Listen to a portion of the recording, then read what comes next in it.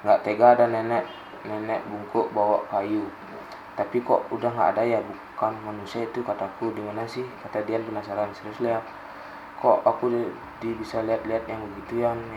Nanti aja yuk ceritanya, kita pulang aja, ajak Winda. Sampai di rumah kita giliran mandi, aku lagi duduk di kursi makan nungguin Winda selesai mandi. Akhirnya dia selesai, cuma gelagatnya aneh, matanya fokus ke depan, nggak lihat kemana-mana. Aku panggilin dia juga nggak noleh, langsung naik tangga. Aku biarin aja. Akhirnya aku masuk kamar mandi, tiba-tiba kecium bau anjir banget, nggak enak. Harusnya kan bau sabun atau sampo gitu, karena Winda baru aja keluar. Terus aku lihat sekeliling kamar mandi, nggak ada yang ngeliatin hal-hal begitu. Akhirnya aku teruskan mandi sambil nyiram kepala marahku jadi meram. Tiba-tiba dari belakang kedengaran suara nafas berat dan berasa ada tangan ngerayap di leherku. Cepat-cepat aku sapu air di wajah pakai tangan dan noleh ke belakang. Taunya nggak ada apa-apa, dan anehnya aku nggak bisa lihat apapun. Akhirnya selesai mandi, aku naik ke atas. Kebetulan semuanya emang udah mandi. Aku tadi yang dapat giliran paling belakang. Kita udah mau sholat, tapi Winda malah tidur. Bangun Win, gak boleh tidur maghrib. Tapi dianya gak bangun-bangun. Pas dia rasa badannya keras lagi, akhirnya kami terpaksa biarin dia tidur. Pas rakaat terakhir, karena posisi kiblat nyamping dari tempat tidur, jadi dari sudut mata kelihatan Winda lagi tidur. Tiba-tiba dia duduk dan ngomong, tapi yang kedengeran suara nenek-nenek itu. Pilih kamu atau temanmu, aku mau kamu datang padaku, mati di tanganku. Dia ngomong gitu terus sampai 3 kali. Terus Winda tiduran lagi. Di rakaat ketiga sholatku udah gak kusuk. Setelah selam, Dian dan Cici langsung meluk aku. Ternyata mereka juga dengar dan ngeliat kami biarin Winda tidur. Pas makan malam, bapak nanya Winda mana, kami jawab tidur, dan kami ceritain yang terjadi tadi pas sholat. Bapak akhirnya nyuruh Dian buat bangunin Winda, sudah makan, tapi Dian gak berani. Biar nanti bawa makanannya aja ke kamar Pak, dia juga lagi demam. Setelah selesai makan dan beres-beres, kita juga masuk ke kamar dan melihat Winda masih tidur. Aku nggak naruh rasa curiga sama sekali. Dia juga kelihatan tidur kayak orang normal. Aku Cici dan Dian cerita-cerita sambil main ludo di HP. Akhirnya jam 11 kita mutusin buat tidur. Tiba-tiba aku mimpi lagi kondisi makan malam. Terus aku lewat dari Sabila tapi gak ketemu. Tiba-tiba aku pergi keliling desa. Akhirnya sampai ke kuburan, ngeliat Winda tidur pas di samping kuburan yang dipagari itu. Dalam mimpi itu aku berusaha buka pagarnya dari kayu, tapi gak bisa, padahal cuma tinggal buka aja. Ilusi dalam mimpi ini ngalahin semuanya. Tiba-tiba ada sosok hitam tinggi keluar dari balik bambu sambil megangin Sabila. Dia nangis dan ada nenek di belakang. Aku tiba-tiba datang gitu aja. Dia ngomong persis kayak yang diomongin Winda waktu kami lagi sholat itu. Dalam mimpi itu aku berontak waktu tanganku dipegang. Akhirnya bila jerit dan kehisap dalam bayang gelap yang besar yang kayak raksasa itu. Aku akhirnya kebangun. Aku ngeliat jam di HP, udah jam 3 pagi. Tiba-tiba ada suara langkah kaki. Karena lantai rumah ini kayu, jadi benar-benar kedengaran kalau kita lagi jalan. Aku biarin aja, karena tahu pasti makhluk yang begitu. Pas coba mau tidur lagi, Winda ternyata nggak ada di kasur. Jadi aku mikirnya mungkin Winda yang barusan jalan. Jadi aku tiduran nunggu Winda balik ke kamar. Mungkin tadi dia lagi ke kamar mandi, tapi nggak balik-balik, udah 15 menit lebih. Aku nungguin lebih lama sambil mikir. Aku lupa tadi ngajak Sabila masuk. Kira-kira dia di mana? Terus gimana keadaan dia di luar? Aku lupa. Langsung coba buat buka jendela mau lihat kondisi luar. Lagian udah pagi juga nggak ada yang aneh-aneh, tapi nggak jadi karena kedengaran suara langkah lagi. Aku mikir mungkin Winda udah mau balik ke kamar, tapi malah nggak nyampe-nyampe. Langkahnya kayak berhenti di depan pintu. Bayangannya kelihatan jelas dari celah bawah pintu.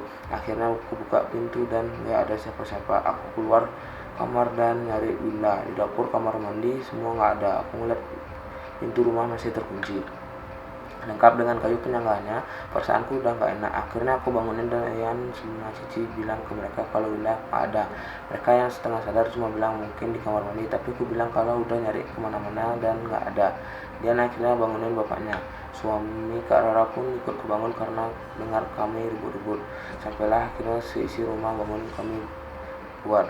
Sejak kapan, tanya bapak. Lalu aku ceritakan kronologinya. Panggil Wak Daud, Ian.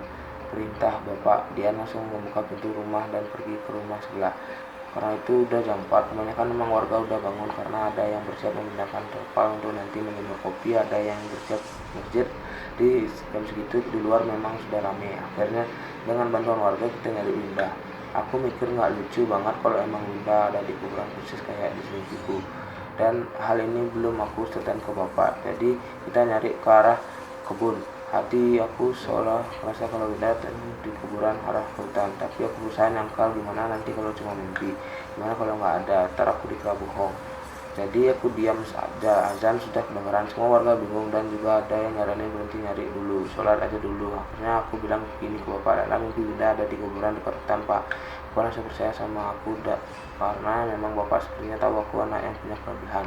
Akhirnya semua warga rame-rame ke arah hutan, kita putar arah dan setelah sampai benar ada ternyata Winda di sana. Dia disadarin tapi kayak orang linglung dan nggak bisa bicara, mulutnya kayak bisu, omongannya nggak jelas, bibirnya juga agak miring ke atas gitu. Aneh pokoknya. Setelah dibacain doa dan ada bapak-bapak mediasi dengan penunggu di situ minta maaf juga. Akhirnya kita bisa bawa Winda pulang dan aku ketemu juga sambil jongkok di dekat pohon bambu. Aku menggandeng dia pulang. Bapak yang baca doa tadi ngabarin aku, bagaimana bener teman yang kamu bawa ini? Aku yang seolah masa Pak menjawab, anak kecil pak, dia nggak jahat kok, maaf kalau dia buat salah, bukan karena dia, tapi emang mereka hantu ini nggak suka sama orang baru, apalagi sama yang kamu bawa, kata bapak itu. Ya pak, maaf, saya paham sekarang. Setelah sampai di rumah, ibu sudah menyiapkan kasur kecil di ruang tengah, dilapisi dengan kain panjang bermotif batik warna coklat. Winda dibaringkan di atas kasur. Dia sadar tapi masih bisu. Setelah itu sebagian orang pergi sholat subuh dan kembali. Setelah sholat, Winda pun diobati oleh bapak yang tadi. Memang bapak ini seperti pemangku adat di sini, jadi dapat cerita kalau sebenarnya udah sering kejadian kayak gini. Kalau ada anak yang lawan ortu atau ada anak yang nakal, pasti bangunnya bisa ada di kuburan. Setelah kami ceritain kalau Winda pernah salah ngomong waktu di kuburan, jadi warga nggak heran lagi, malah kami berempat diomelin. Jadi kuburan itu sebenarnya makam seorang nenek. Nenek ini kembar. Dulu satunya itu dukun, ilmunya sakti, satu lagi dia cuma tukang urut. Jadi satunya jahat, satunya baik.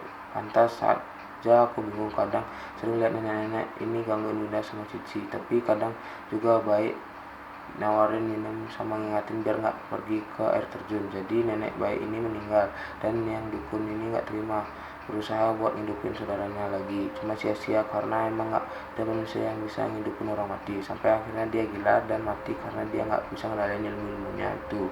Dan mereka dimakamin di satu lubang yang sama. Kenapa dibikin batu dengan nisan yang besar dan dipagari? Itu karena ada salah satu warga dapat mimpi nenek itu nyuruh bikin makamnya kayak gitu, tapi dibiarin aja sama yang mimpi.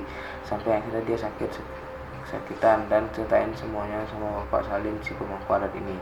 Akhirnya dibuatlah pagar dan dikasih semen makamnya. Semenjak itu banyak orang yang percaya kuburan itu keramat dan bisa ngedatangin rezeki. Cuma orang yang lakuin itu bukan dari warga desa sini, kebanyakan dari desa lain. Dan kalau sampai ketahuan sama warga sini bisa kena marah. Sayangnya warga nggak pernah tahu siapa yang naruh sesajen dan selalu naburin bunga di makam itu. Pernah sekali ketahuan dia cowok lagi nyium-nyiumin nisan batu makam itu, terus dikejar sama 5 warga yang kebetulan baru pulang dari berburu dalam hutan. Cuma nggak sampai dapat. Terus di tengah cerita Cici ngomong gini, tapi kata dia makam ini tapi paha Cici dicubit. Mungkin Cici mau jelasin tentang cerita Dian yang bilang ini kuburan keramat leluhur warga desa ini yang usianya udah ratusan tahun. Bercanda Ci, maaf deh ya, kata Dian. Terus Pak Salim lanjut cerita lagi, mungkin karena Winda ngomong kotor gitu jadi beliau ini marah-marah. Terus Cici ceritain semua keanehan hal yang dia alami dan dia juga ceritain yang dialami Winda. Yang lain bilang hal kayak gitu udah biasa, Dian nggak diganggu karena Dian asli warga sini. Memang mereka agak susah menerima orang baru desa ini. Lala salah satunya, kata Bapak Dian. Pertama kali Lala ajak masuk penjaganya itu Rara kesurupan. Karena itu dia nggak suka ada orang-orang baru. Maaf Pak, Lala nggak tahu. Akhirnya si Winda ngobatin dan diminumin air yang udah didoain. Mukanya juga sudah diusap pakai air ini. Lama lama setelah itu dia bisa ngomong lagi, tapi bibirnya masih miring. Cuma kata Pak Salim ntar bisa ngomong lagi. Malah ada yang pernah sampai hilang ingatan karena dikerjain sama nenek itu.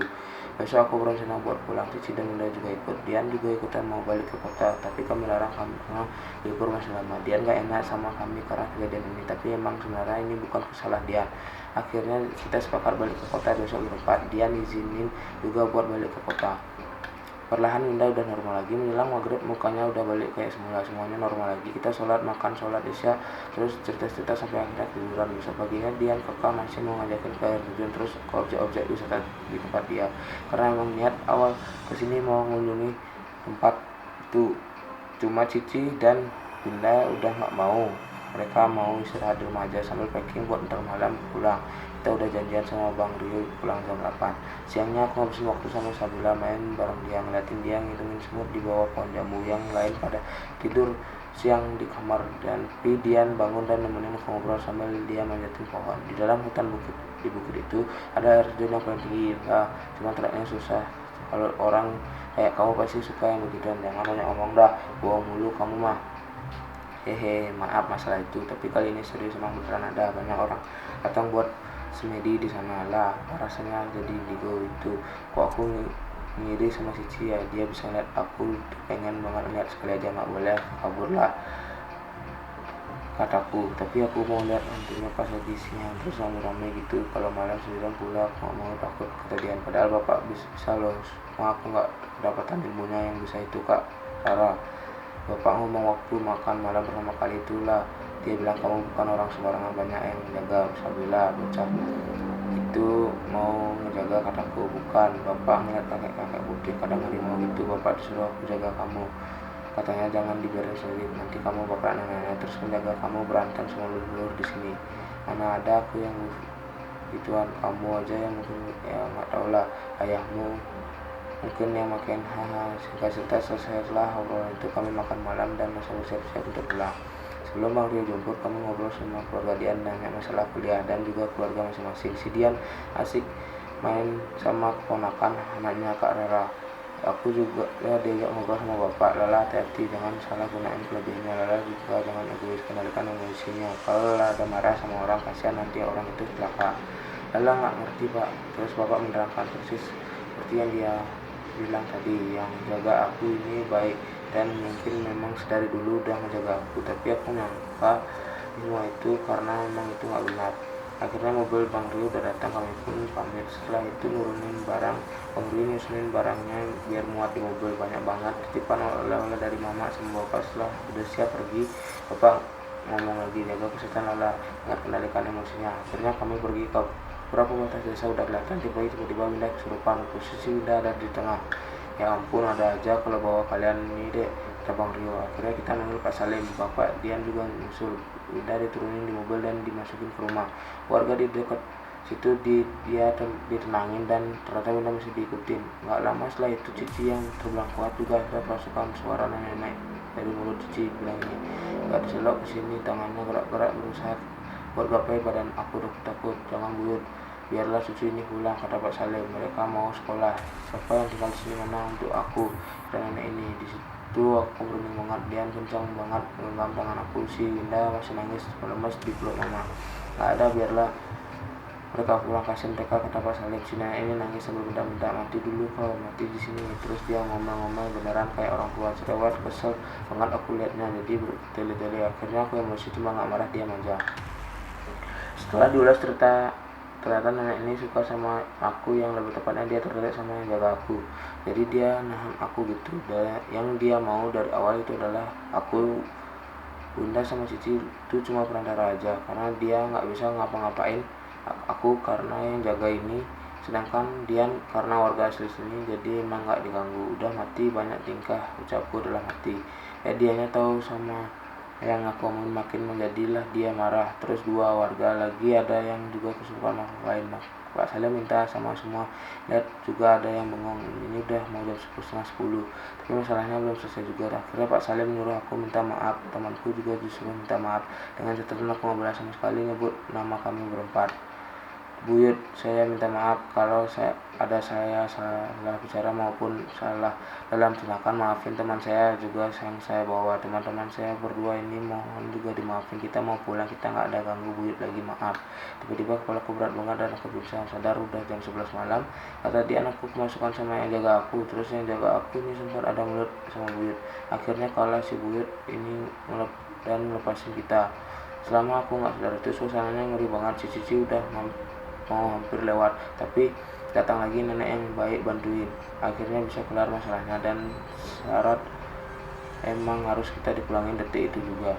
Tadi setelah sadar sebenarnya kami pulang, tapi diikutin sama abang sepupu Dian dibuat jaga-jaga, mana tahu nanti kami apa lagi di jalan. Sebenarnya cerita ini nggak boleh diceritain, tapi teman-temanku maksa nyuruh bikin treat ini karena katanya cerita ini seru. Selama bikin treat ini banyak banget gangguannya, mulai dari sampai ngantut, sinyal tiba-tiba hilang, tiada layanan, terus didengar suara orang ngetuk jendela, terus udah tiba-tiba hilang begitu aja yang ditulis. Sampai akhirnya aku mau menyerah ke tweet ini dan niat ngapus tweet ini tadi malam, cuma akhirnya bisa juga selesai setelah dilanjut lagi ini. Emang harusnya aku dengar omongan nenekku, nggak usah pergi ke desa Dian, karena desa ini masih asli banget dan kental banget sama hal mistis. Pasti nanti ujung-ujungnya aku bikin ulah.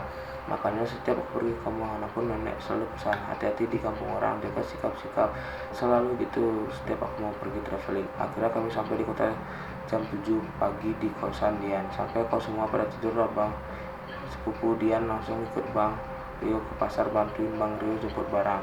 Pas lagi anak tidur, aku bangun dan dengerin Bunda ngomong sendiri. Aku kira-kira dia kesurupan, ternyata dia cuma ngigau. Aku manasin lauk yang dititipin mama buat kita, masak nasi, terus mereka bangun dan kita makan. Setelah itu kita sepakat buat gak cerita ke siapapun dan coba buat lupain masalah ini. Resiko kita jadi teman lala ya begini, kata Winda. Kita semua ketawa terus balik ke rumah masing-masing karena liburan masih lama. Akhirnya cuma ngabisin waktu keliling aja di sekitaran kota. Kadang tidur bareng di rumahku. Setelah balik dari desa itu, kejadian anehnya nggak berhenti di situ saja. Isi dan Winda kadang masih digangguin, aku pun juga. Cuma sebisa mungkin nggak aku pikirin, dan lama kelamaan jadi hilang sendiri. Dan si Sabila kapok nggak mau ikut lagi kalau pergi. Akhirnya selesai. Makasih yang udah nyempetin baca. Have a nice day.